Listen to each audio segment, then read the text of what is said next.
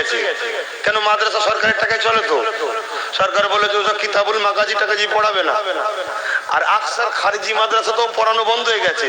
খারিজি মাদ্রাসায় ডাইরেক্ট সরকারের টাকা না চললেও রাত্রিতে সরকারের লরি ঢোকে, আলু ঢোকে, পটল ঢোকে, চাল ঢোকে, মালপানি ঢোকে। কথা বুঝছেন তো?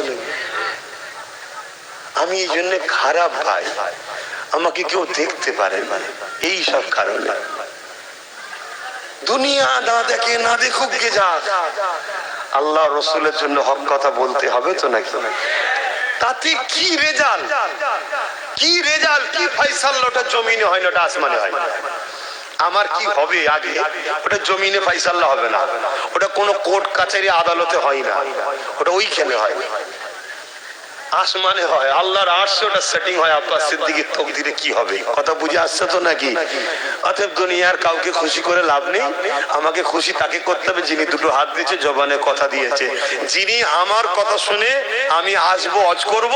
এই এতগুলো লোককে যিনি জড়ো করিয়েছেন তিনি কে?